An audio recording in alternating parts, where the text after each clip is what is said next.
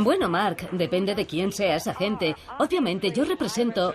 Expertos. No podemos vivir sin ellos. Es sencillo porque yo lo soy. Lo utilizan como algo sucio. Nos dicen cómo arreglar nuestro coche, cómo decorar nuestra casa, cómo criar a nuestros hijos y cómo cocinar nuestros alimentos. Pueden utilizar cebollas rojas pequeñas. Nos dicen qué vinos beber, qué arte comprar. Seamos creativos. Y qué opiniones debemos tener.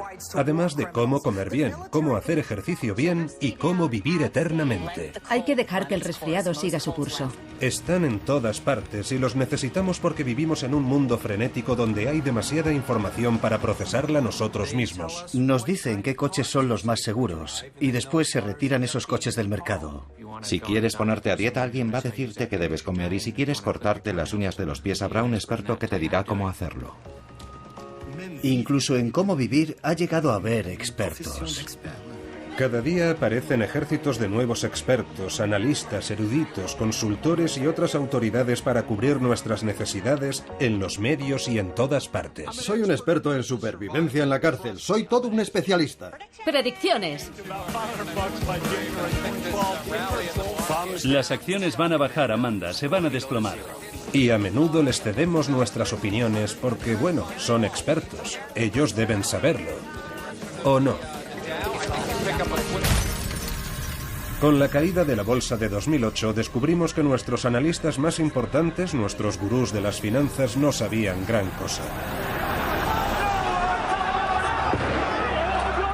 Y ningún experto predijo la reciente primavera árabe, aunque todo el mundo tuvo mucho que decir a posteriori. Mubarak va a resistir hasta el final. Un imperio del mal a la iraní. Entonces, ¿qué ocurre con los que hay por ahí? ¿Deberíamos hacerles caso? Ser un experto significa que uno toma decisiones correctas y acierta más en sus predicciones que una persona normal, o todo es parte de un nuevo culto, una industria de los especialistas en expansión que se ha convertido en nuestra nueva religión. El experto medio acierta tanto como un chimpancé tirando un dardo. El poder de los expertos, de los falsos verdaderos expertos o de los verdaderos falsos expertos es terrible. Es una especie de gran ejército de inútiles. Y se les da una autoridad absoluta en los medios de comunicación. Hay un altísimo porcentaje de eruditos que no son absolutamente nada más que fachada. Y ese es el titular de hoy.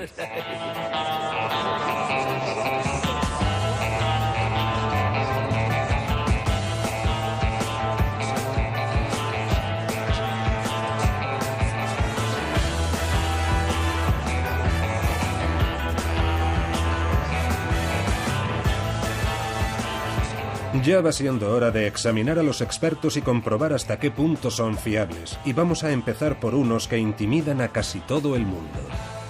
Los especialistas en vinos, cuyos juicios desde su Olimpo nos dicen a los simples mortales lo que debemos beber para formar parte de la élite de los entendidos. De todos los especialistas, estos se encuentran entre los más arrogantes. Toman un sorbo de vino y declaran que tiene aromas de madera con un toque de regaliz y piedra seca. ¿Pero saben realmente los expertos en vinos de qué están hablando?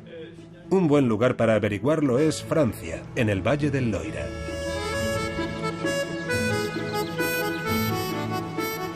Frédéric Brochet empezó a catar vinos en las bodegas de su padre cuando solo tenía 11 años. Hoy en día produce 1 millón de botellas al año en Château Domaine-en-Pelidé. Pero Brochet también es profesor de enología, la ciencia del vino, en la Universidad de Burdeos. Dice que la mayoría de los expertos en vino son incapaces de distinguir un gran caldo de uno normal, y lo ha demostrado con numerosos experimentos. En un estudio, Brochet pidió a 56 de estos eruditos que probaran 2 botellas de Burdeos, una etiquetada como un selecto gran vino y la otra como un vino de mesa cualquiera. En realidad, las 2 botellas contenían el mismo vino, pero todos los expertos se equivocaron por confiar en lo que esperaban saborear. De los 56 sujetos, solo 2 sospecharon que el vino de la etiqueta prestigiosa no era un gran vino. A todos los demás, ese vino de la etiqueta famosa les pareció un caldo de gran calidad. Y de ese mismo vino, presentado con una etiqueta cualquiera, dijeron que tenía un aroma poco interesante, que estaba avinagrado. En el caso de los expertos, cuando prueban un vino de calidad buscan sus virtudes, pero cuando prueban un vino barato, buscan sus defectos. En su tiempo libre, Brochet también ejerce de especialista en Fauchon, la tienda de vinos más prestigiosa de París. Organiza catas ciegas informales para clientes de paso y profesionales. Y en más de una ocasión ha cambiado una botella por otra. Brochet está intercambiando un Chateau Chamiret de 20 euros por un Nuit Saint-Georges de 400. ¿Notará alguien el cambio? A diferencia de sus experimentos más formales, aquí los asistentes pueden comentar los vinos y ayudarse unos a otros en el trabajo detectivesco. Pero a pesar de todo, la mayoría no lo nota. Es un vino viejo, verdaderamente. Este degustador de vinos dictaminó que el Chateau Chamiret de 20 euros era muy superior al Nuit Saint-Georges de 400. Si tuviera que ponerle nota al primer vino, le daría 12 sobre 20 al Chamiret. 12 sobre 20 porque es realmente un vino que está muy bien, atractivo y seductor. Y al Nuit Saint-Georges le daría un 14 sobre 20, pero con cierta reserva. Personalmente prefiero el Chateau Chamiret. Esta persona, que no es experta, elige el mejor vino en la botella barata. Pero el joven sommelier de la tienda la corrige, aunque el equivocado sea él. ¿Que si es este el mejor vino para mí? No. El Nuit Saint-Georges es un vino mucho más complejo, apreciado por los catadores, aunque quizá no por los aficionados. Yo no podría diferenciar entre los dos, es demasiado difícil para mí. En un famoso estudio, Brochet demostró que los expertos ni siquiera pueden distinguir un vino blanco de uno tinto. Sirvió a otros 54 profesionales un vino blanco y uno tinto para compararlos, pero en realidad eran el mismo vino, solo que uno se había teñido de rojo con una gota de colorante. Ni un solo experto se dio cuenta. Brochet dice que la clave es lo que uno espera de la uva. Los especialistas creyeron que el vino blanco coloreado era un vino tinto. Los únicos que notaron que era el mismo vino no eran técnicos, precisamente porque no entendían, estaban menos atentos a los olores del vino tinto. De hecho, se trataba de aquellos que nunca habían bebido vino. Brochet dice que ninguna botella de vino cuesta más de 15 euros de producir y que en gran medida el alto precio de los vinos solo es mitología y marketing. Son los catadores mismos los que crean las diferencias entre los vinos. Así que tenemos que confiar en nosotros mismos, es decir, en nuestro gusto. Pero los expertos en vinos no son los únicos que dictan nuestros gustos, y en algunos campos las cantidades de dinero en juego son muy elevadas. En el multimillonario mercado del arte es difícil saber qué pinturas tienen un gran valor y vale la pena comprarlas y cuáles son simples copias. Pero un buen experto puede ayudarnos a decidir.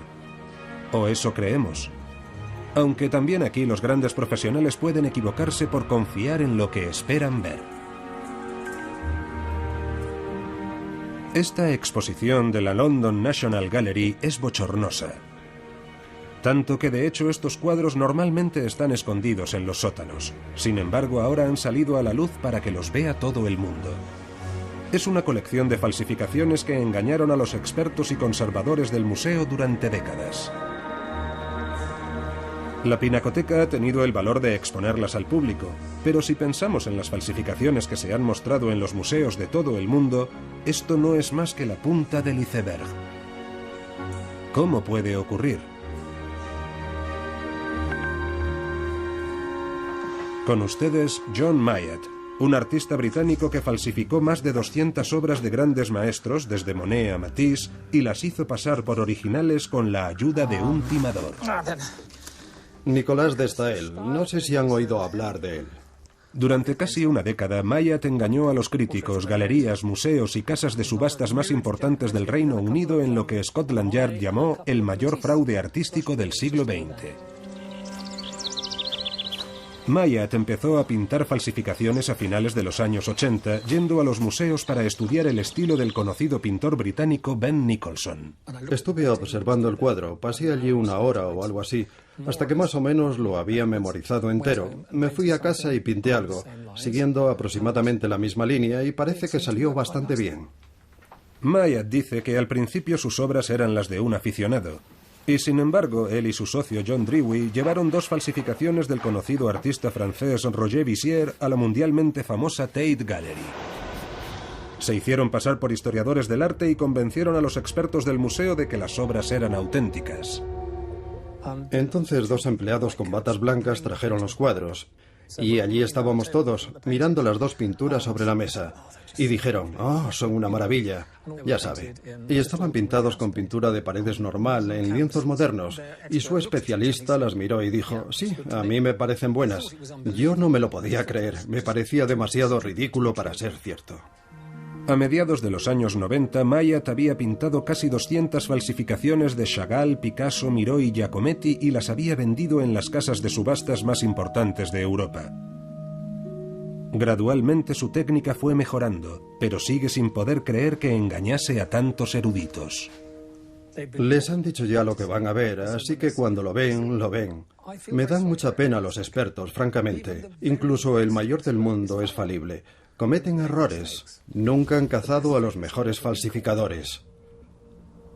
Las mejores copias son las que crees que son genuinas y están ahora mismo en las galerías de arte de todo el mundo. Así que no puedes saber si son falsas o no.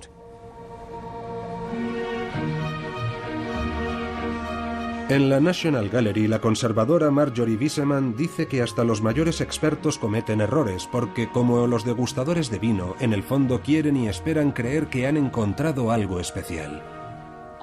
Todos los historiadores del arte, todos los conservadores, quieren hacer el próximo gran descubrimiento. De modo que quieren encontrar una obra maestra desconocida. Y a veces se olvidan de hacer bien los deberes. Creo que la causa muchas veces es la codicia. Y no solo la codicia económica, sino la codicia académica. Quieres que se te reconozca un gran descubrimiento. En 2009, uno de los grandes museos de Hamburgo abrió una exposición de guerreros de terracota chinos que resultaron ser copias sin ningún valor. Mientras tanto, un experto que dirigía un museo estatal alemán declaró engañado que un cuadro con burdas manchas de color era una obra genuina de Ernst Wilhelm Ney, artista ganador de un premio Guggenheim. En realidad, el artista era un chimpancé.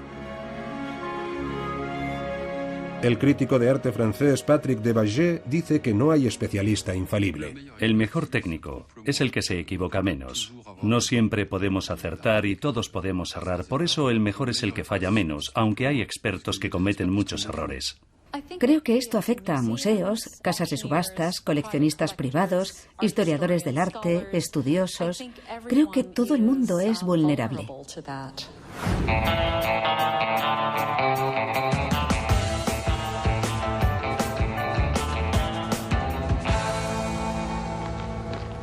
Puede que el arte y el vino tengan cualidades difíciles de juzgar, pero los negocios se basan en hechos fríos y reales. Por eso hay incontables asesores empresariales y consultores de dirección cuyos consejos llenan librerías enteras. ¿Pero qué los convierte exactamente en expertos? Cuando el exconsultor de la gerencia de Matthew Stewart empezó, no tenía conocimiento alguno sobre negocios, solo una licenciatura en filosofía. Pero su jefe le dio un curso de dirección de 3 semanas que lo convirtió en experto de la noche a la mañana. Yo era un consultor accidental, digamos que caí de rebote en la compañía. La primera sorpresa que me llevé fue que mi absoluta falta de formación no importaba. Yo no sabía cómo funcionaba la bolsa. En poco tiempo, Stewart se convirtió en un consultor estrella de la Jet Set que viajaba por el mundo aconsejando a grandes empresas y gobiernos. Y en su libro El mito del directivo, por qué los expertos siguen equivocándose, explica cómo cualquiera puede hacerlo si tiene la imagen adecuada. Así que hay una serie de consejos muy simples si quieres ser un experto. Lo primero, es importante ser alto. Esa siempre es una buena forma de emitir autoridad. Lo segundo es llevar objetos brillantes, de oro, cosas que muestren que eres rico. Conducir el coche adecuado, alojarse en el hotel preciso, nada vende como el éxito. Eso es muy importante para establecer que uno tiene experiencia. Demuestras tus conocimientos y tu experiencia con el resultado, con el hecho de que has vuelto esas fuerzas a tu favor. Maximizar.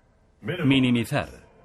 Pensamiento innovador. Para pasar por profesional de éxito, dice Stuart, también hay que hablar como ellos. Necesitas dominar determinada jerga.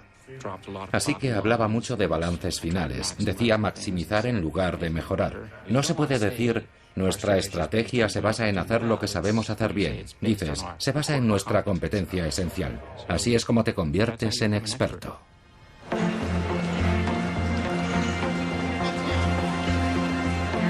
En Francia, los expertos también son omnipresentes, sobre todo en los medios.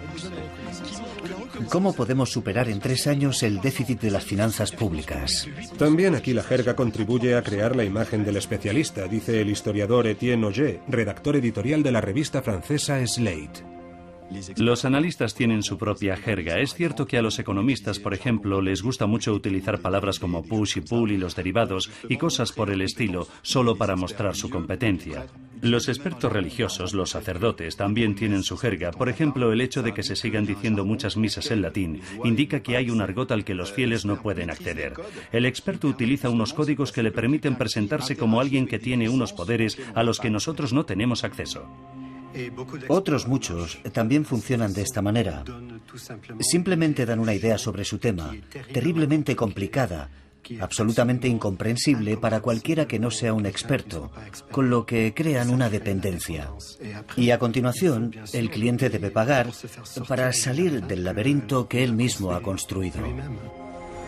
Matthew Stuart piensa que los gurús de la dirección son un espejismo, que toda esa disciplina es una fachada decorada para convencernos de que la economía es una ciencia que funciona con fórmulas. Hay una idea que es muy importante para nuestra economía y es que existen unas personas que tienen acceso a un tipo de conocimiento especial, la capacidad de organizar empresas, de dirigir el mundo. Y esto crea la posibilidad de que alguien dé un paso adelante y diga, yo soy el experto, yo sé dirigir organizaciones humanas, igual que usted sabe cómo construir un teléfono móvil o diseñar un edificio. Y sin embargo, no tiene ningún fundamento. Pero Stuart dice que si él era un falso experto en dirección, también lo son todos los demás. Trabajas en un campo donde la verdad es que no hay expertos genuinos. Todo es una farsa.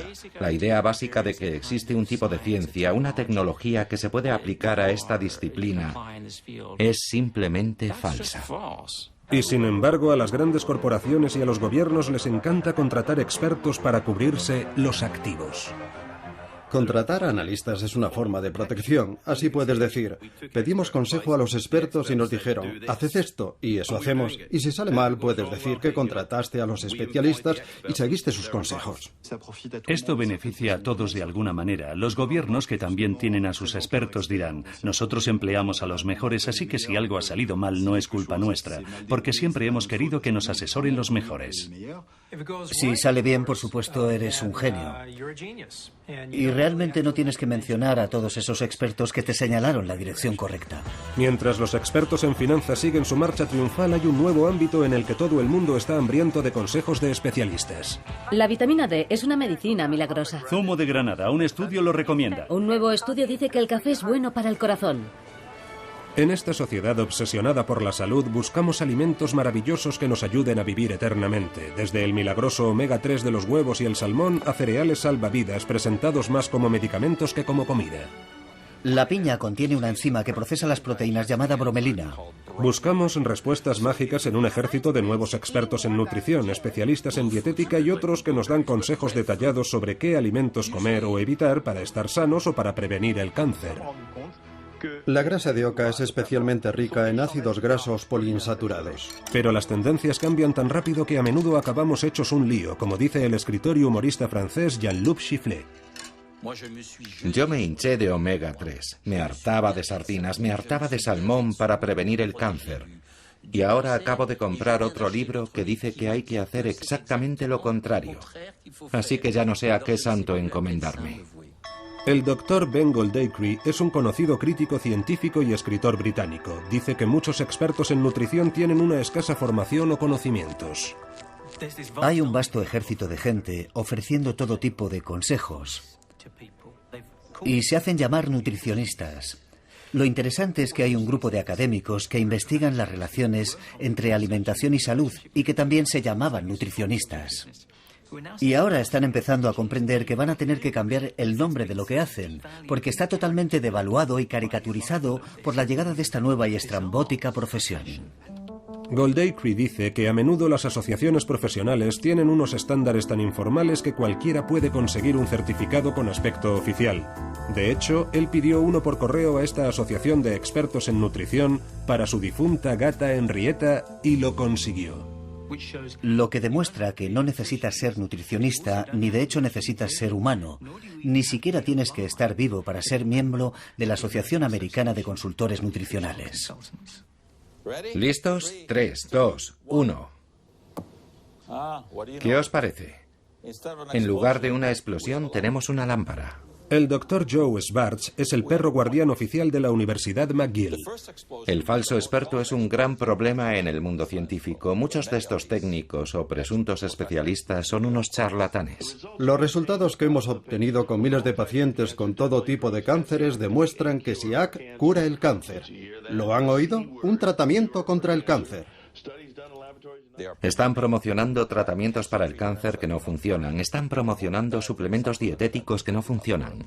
Este peróxido de hidrógeno de uso alimentario es la única forma de curar desde el cáncer al eczema, la gota, la artritis. Y por supuesto solo hay que seguir el dinero para ver por qué están haciendo esto. Schwartz dice que otro problema es que también los expertos respetables son contratados para hacer estudios por industrias que pueden comprometer su imparcialidad. Una vez que te están pagando es muy difícil ser totalmente objetivo. Siempre hay un sesgo que sabes que la gente que te paga quiere que se adopte, aunque no se haya hecho explícito en ningún momento. Así que cada vez que hay dinero por medio, creo que el experto es de algún modo cuestionable. Ben Goldacre dice que el interminable desfile de especialistas que prometen resultados mágicos en los medios y en Internet nos aleja de las costumbres a largo plazo que deberíamos adoptar para estar sanos. Yo podría escribir el libro de la vida saludable del Dr. Goldacre como un libro de consejos diarios y diría exactamente lo mismo en las 365 páginas. Tienes que comer más fruta y más verdura todos los días durante 70 años. Y lo siento mucho, de verdad. Siento que tenga que ser durante 70 años y siento que su cura de adelgazamiento de 5 días no funcione, pero esa es la realidad. Y creo que si le dices a la gente que esa dieta de 5 días funciona, pensarán, bueno, puedo tomarme una bolsa de patatas y quedarme viendo la tele en lugar de ir al gimnasio.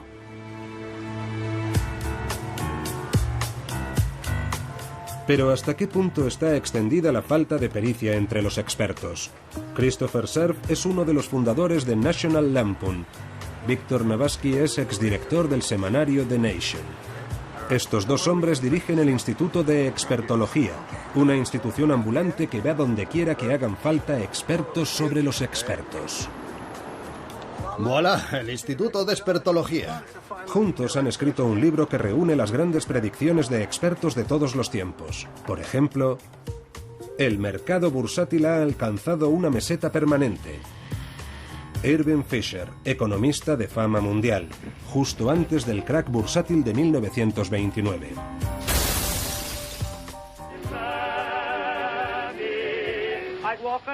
¿A quién demonios le interesa oír hablar a los actores? Los hermanos Warner, 1927. En 1962, un ejecutivo de la discográfica Decca rechazó a un grupo musical diciendo: «No nos gusta cómo suenan. Los grupos de guitarras están pasados de moda». Después de oír a los Beatles. Uno se imagina que por probabilidades, aunque no sepan nada, los expertos deberían acertar al menos el 50% de las veces, pero no hemos encontrado a uno solo que haya acertado en nada. Está bien, puede que exagere un poco, pero en su libro sobre predicciones han demostrado que a los genios militares no les va mucho mejor que a otros expertos. Wellington es un mal general. Esto habrá terminado para la hora del almuerzo.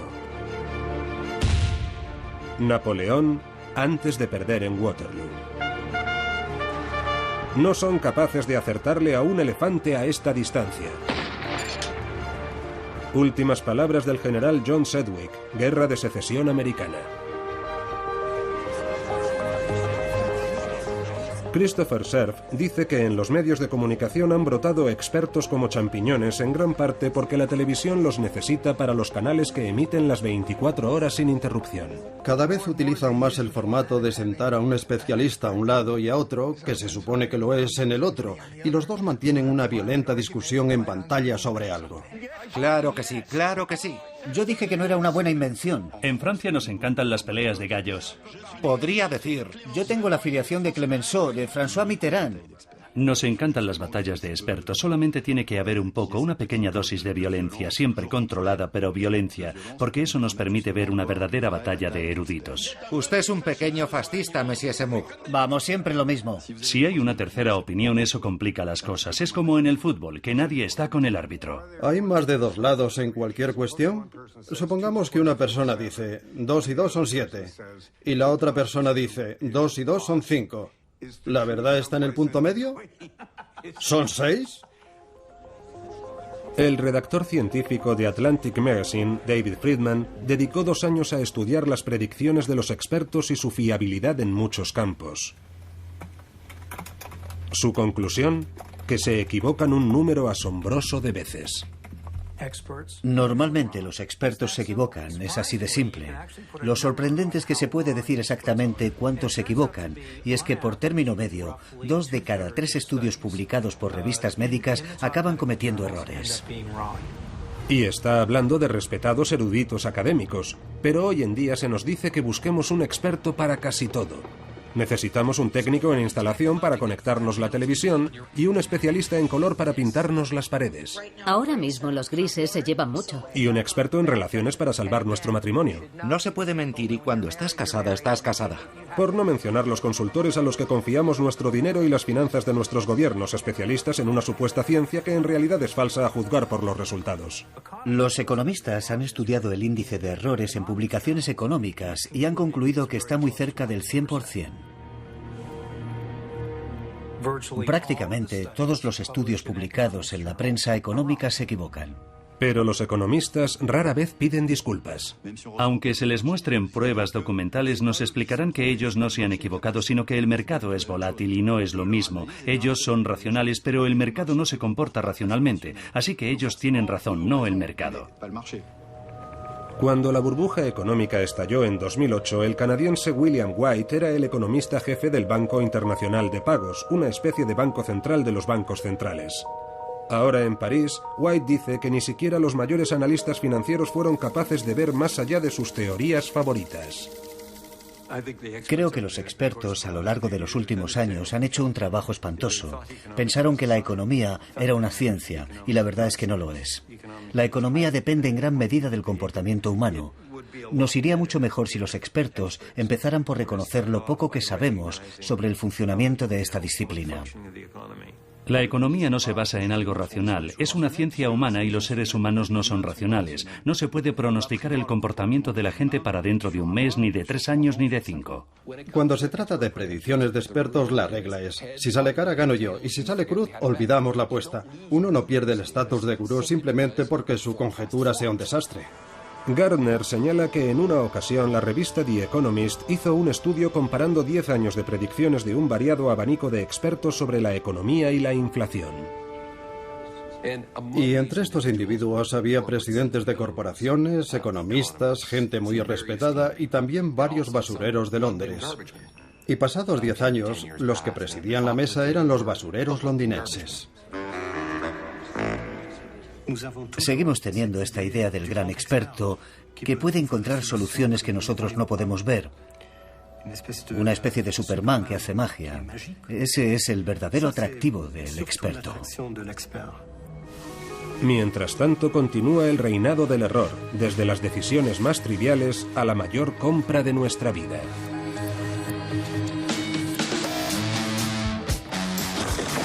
Vale, genial. Dame un máximo para tener un margen. Con ustedes Mike Holmes, una estrella de la televisión canadiense, quien ha emprendido una cruzada para desenmascarar a los expertos que hacen grandes chapuzas en la reforma de las viviendas. Su última serie de reportajes tiene un nuevo objetivo: los inspectores de viviendas. Y entonces llega la inspección Holmes. Sí, ellos también cometen muchos errores y salen realmente caros. ¿Por qué aquí? Hoy el equipo de Holmes está grabando en esta casa de Toronto. Se vendió por $280.000 después de que un experto inspector de viviendas le diera el visto bueno.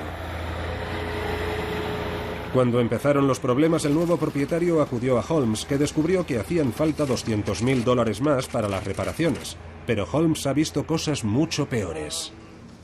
Toda la fontanería está hecha polvo. Dice que el verdadero problema es que se ve a los inspectores de viviendas como especialistas altamente cualificados, y muchos tienen una experiencia mínima cuando no nula. Para ser inspector de viviendas solo tienes que chasquear los dedos. Hay un curso de 1 hora que puedes hacer online. Hay un curso de 2 semanas. Pensemos un poco. ¿Qué formación tienen? ¿De dónde salen? ¿Han construido casas? Los que han levantado viviendas son los que deberían ser inspectores.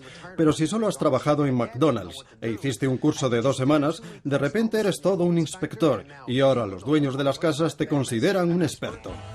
A pesar de todas las pruebas, la industria de los expertos sigue creciendo y fabricando nuevas autoridades sin cesar. Pero, ¿de dónde salen? ¿Cómo se convierte alguien en experto? Las nuevas crisis bancarias en Estados Unidos, en Alemania, en Francia. En el pasado usted ha escrito un libro o ha dominado algún sector o es un expolítico en busca de trabajo. El poder no es para brillar por brillar, el poder es para servir. Pero aquí en Francia tienen su propia escuela de expertos, la Facultad de Filosofía, origen de un buen número de los especialistas televisivos. Y luego está el fenómeno del orgullo. Las mujeres son hombres insatisfechos porque no tienen pene. La separación absoluta de las creencias y el espacio público. El filósofo en Francia es el experto de base. Es decir, que en todos los programas nos encontramos con ellos porque saben de todo. Son capaces de hablar tanto del calentamiento global. A pesar del calentamiento climático con el que nos calientan las orejas, la nieve no va a dejar de caer en invierno. Como de dar su opinión sobre la desaparición del Polo Norte o la sexualidad de la mujer checoslovaca.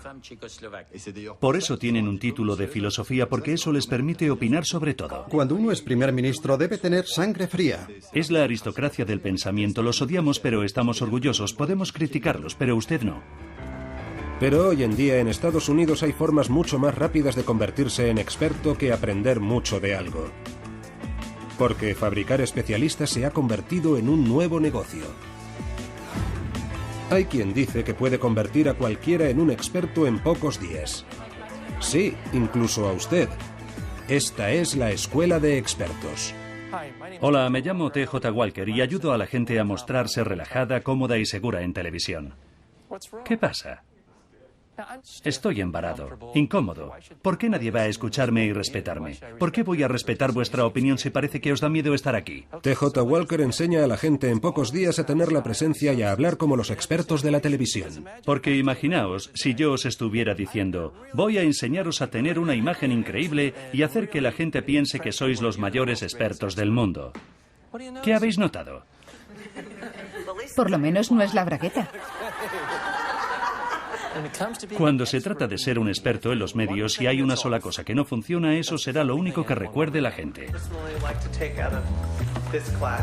Está funcionando desde hace 25 años. Sus alumnos pagan entre $2.000 y $7.000 y el abanico va desde médicos y empresarios de éxito a agentes de relaciones públicas que quieren ser conocidos en su campo como expertos televisivos. Como Sarah Harding, que fue Miss Fitness y ahora intenta darse a conocer como erudita televisiva en ejercicio físico. Totalmente. Me encantaría ser experta. Quiero que la gente me vea como una experta en mi especialidad. Desde luego me gustaría ser un experto conocido en el campo de la venta al descubierto. Me gustaría salir en la CNN algún día. Me gustaría ser experta en psicología deportiva para ir a los programas de noticias y deportes a hablar de esta modalidad y de cómo influyen los atletas. TJ dice que hay una enorme demanda de expertos por el gran crecimiento de la televisión por cable. Ahora mismo hay una tremenda necesidad de ellos por una razón, porque es barato. No hay nada más barato que tener a un anfitrión obstinado y llevar a un par de personas igual de pertinaces, una a cada lado de la mesa, una contra otra. Y sale prácticamente gratis. Y para mucha gente ser experto es una fantasía. Para mucha gente es una fantasía ser gurú. Es una salida profesional muy atractiva, puede ser apasionante, y muchos están intentando conseguirlo. TJ dice que podemos convertirnos en expertos si escribimos un libro o disponemos de un título de algo, pero la forma más fácil es tener una formación básica, aprender a moverse en los medios y conseguir algún tipo de exposición. Porque si has salido en televisión una vez, ya te consideran como un especialista, y la prensa y la radio también te buscarán. Muy bien, ¿cuál es la forma más fácil para que os llamen? Os garantizo que así os convocarán. La forma más fácil de que cuenten con vosotros es esta. Eso es, atacar. Usted nunca es responsable de sus pensamientos. Espere, ¿yo no soy responsable de qué? Le echa la culpa a todo el mundo y dice que avasallo. No me va a avasallar con sus desvaríos. Puede desvariar todo lo que quiera. La regla de oro de TJ es ser simple y no dudar. Cuanto más absolutamente seguro de sí mismo suene, más probable es que haga carrera como experto en televisión. Así que diga siempre, siempre y nunca, pero nunca diga quizás. Cada vez que afirméis algo rotundamente, absolutamente, siempre, debe hacer esto, tiene que hacer esto. Cada vez que hagáis eso, os van a llamar una y otra vez. Y así otra promoción de autoridades prematuras sale a la calle a vender certeza junto al creciente ejército de expertos que solamente lo son en dar opiniones. Un profesor de Berkeley es el mayor experto mundial en expertos. Lleva estudiándolos atentamente 20 años. El profesor Philip Tetlock ha seguido a 300 expertos gubernamentales y mediáticos de alto nivel durante 2 décadas, en las que han hecho 82.000 predicciones. Entre ellas había previsiones económicas y pronósticos políticos sobre acontecimientos mundiales.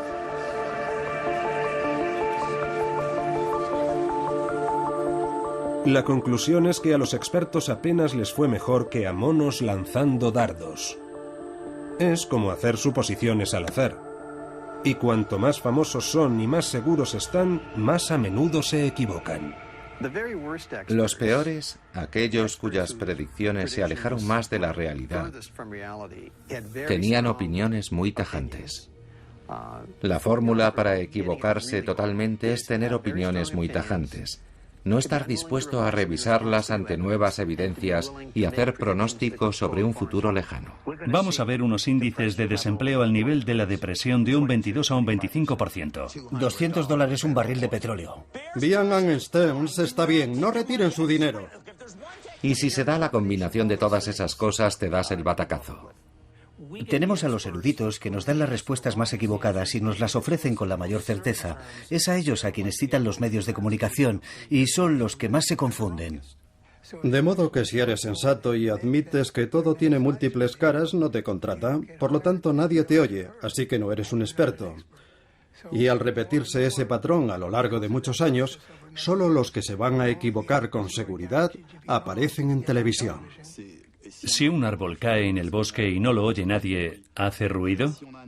Si hay un experto que es muy bueno en su disciplina, pero no lo oye nadie, no tendrá ninguna influencia en la opinión pública. Por lo tanto, no es siempre el mejor el que tendrá el mayor impacto. Si fuéramos más listos, si quisiéramos mejores respuestas, acudiríamos al experto que no tiene mucha confianza o al que tartamudea, al que duda y que se contradice constantemente. Creo que como regla, los expertos más aburridos son los que más aciertan. En casi todos los campos que hemos examinado hemos oído similares alabanzas del especialista desconocido e inseguro. Cuando ves a uno de ellos que está absolutamente seguro, entonces me salta la alarma y automáticamente digo, no, aquí hay algo raro. Quiero saber más. Creo que los analistas deberían mostrarse menos seguros, especialmente en el terreno de la economía. Pero, por supuesto, así es difícil ascender en el escalafón. Pero Matthew Stewart dice que la certeza es precisamente lo que venden los consultores empresariales. Si quieres ser experto, debes mostrarte confiado, seguro de tus recomendaciones. Tú sabes la verdad, se la estás comunicando a la gente. Quizá es por lo que no me gusta especialmente el trabajo de experto. Siempre estoy cuestionando lo que hago. Estoy lleno de dudas. Las leyes de la física son predecibles, pero el comportamiento humano es demasiado complejo para que nadie pueda augurarlo. Y sin embargo, en tiempos de incertidumbre, buscamos certeza en nuestra vida. ¿Hay algún campo en el que se pueda ser un experto de éxito y admitir que no estás seguro? Para saberlo, volvimos la vista a los cielos. En la zona metropolitana, el pronóstico para hoy es de un 38% de probabilidades de lluvia y un 50% de tormentas. Aquí, en la Oficina Nacional de Meteorología de Canadá, siempre se hacen los pronósticos con un porcentaje de probabilidades junto a cada predicción. De hecho, en las predicciones a más largo plazo, aparece un aviso en su página web que dice que las previsiones no son más fiables que el azar, según dice su climatólogo jefe, David Phillips. No sé, es como decir, lanza una moneda, tira un dardo, haz girar la ruleta. Tenemos que decir algo, no podemos poner un mapa en blanco y decir, el tiempo para este mes se ha cancelado. Así que lo mejor que podemos hacer es darles algo, pero también advertirles. Usuario, no te fíes mucho, casi cualquier cosa es posible. Y sin embargo, muy pocos expertos muestran esta humildad. En cambio, es a los más arrogantes y seguros de sí mismos a los que acudimos sin dudar. Y ya no sé a quién recurrir. Tengo más de 50 años, soy blanco, relativamente acomodado. No sé con quién demonios me van a poner en la cárcel, no sé. Allí no hay violadores, no hay asesinos. El efecto que ha tenido en mi familia ha sido horrible. Ya, pues ¿sabe qué? Yo soy un experto en esto. Ha visto mi web. Sabe que cumplí 10 años. He estado en todos los niveles de custodia. Voy a ser sincero con usted, Mark. Está jodido, pero vamos a intentar mitigar los daños. Con ustedes, Larry Levine, un nuevo integrante de la industria de los expertos. Larry es ex convicto, pero ahora asesora a aterrorizados delincuentes de cuello blanco sobre qué les espera en la cárcel. Es un especialista en prisiones que imparte un curso llamado Primero de Condena Federal. No ir a las duchas en plena noche, por ejemplo. No ir a sitio solo. No son los otros reclusos los que tienen que preocuparle. Deberían preocuparle los guardias. Cuando le digo lo que va a pasar en la cárcel, al otro lado de la verja, tiene que confiar en mí, porque soy un experto. ¿Quién puede decir si los consejos de Larry realmente funcionan? Pero muchos clientes están desesperados por creerle, porque tienen miedo y no tienen a quién recurrir. Y quizás sea por eso por lo que todos acudimos a los expertos.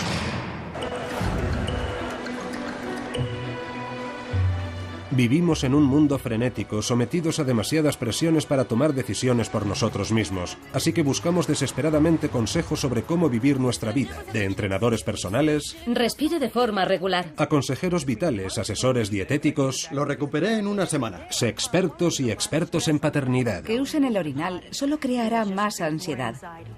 Nos hemos vuelto adictos a los expertos, pero ellos también son adictos a nosotros. Hay una dependencia doble, ya que ellos necesitan a la opinión pública para existir. Y nosotros necesitamos a los expertos para, de alguna manera, saber qué pensar, saber de qué podemos discutir. Es como el niño pequeño, que quiere creer que siempre hay alguien al mando. Y creo que uno de los momentos más importantes de mi vida fue cuando empecé mi carrera profesional en el Banco de Canadá. Y lo que se hizo perfectamente evidente era que en realidad no había nadie al mando. Pero pienso que todos queremos creer que alguien sabe y que alguien realmente entiende. Porque la alternativa, enfrentarnos a todo esto, en esencia el caos, es algo con lo que resulta muy difícil vivir, creo. Y será una relación en la que no habrá divorcio y será más feliz de lo que es en este momento. Durante milenios hemos acudido a la quiromancia, a videntes y adivinos para que guíen nuestras acciones y nos digan qué va a pasar en el futuro. Pero en el mundo actual somos demasiado sofisticados para creer en adivinos. Así que buscamos sustitutos. Se ha dicho que los que se ganan la vida con la bola de cristal están condenados a comer cristales rotos. Pero ese no parece ser el caso de los que están detrás del cristal de nuestra televisión, que siguen hablando porque necesitamos desesperadamente que alguien nos muestre el camino. Cualquier camino. Hay una tribu que cuando van a salir de caza no saben a dónde dirigirse. Entonces sus chamanes cogen un hueso de animal, examinan las grietas, lo tiran al suelo, observan hacia dónde señalan esas grietas y salen a cazar en esa dirección.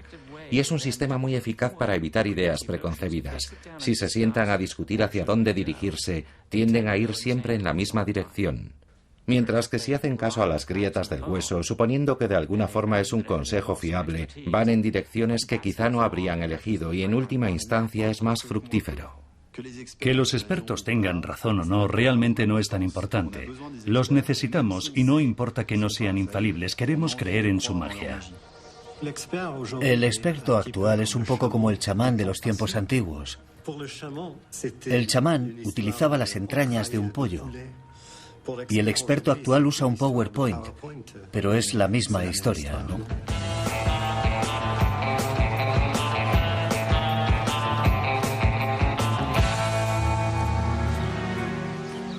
De vuelta en Inglaterra, finalmente el falsificador John Myatt fue capturado por la policía y condenado a 1 año de cárcel, pero cuando salió le esperaba una sorpresa. El inspector de Scotland Yard, que había detenido a Myatt, le encargó un retrato de familia, y lo mismo hicieron el fiscal y otros funcionarios judiciales que habían quedado impresionados por su insólito talento. Actualmente Myatt se gana bien la vida vendiendo sus falsificaciones honradamente a través de su empresa Falsificaciones Legítimas. Ahora está pintando esta copia de Monet para Ronnie Wood de los Rolling Stones. Una de las figuras tendrá su cara. Pero Myatt sigue engañando a los expertos. La policía cree que 120 de sus 200 falsificaciones siguen en circulación en manos de coleccionistas privados, tratantes de arte y quizá museos. Y Myatt prefiere dejarlo así. Bueno, si lo tienen y disfrutan teniéndolo y todo el mundo piensa que es auténtico, incluidos los expertos, ¿por qué demonios iba a ir nadie a decirles, ¿sabe qué? Lo he pintado yo? Así que quizás sí que sirva de algo recibir un mal consejo de un experto si quedamos satisfechos con el resultado. Pero por supuesto siempre habrá otro en algún sitio que tenga un punto de vista totalmente diferente.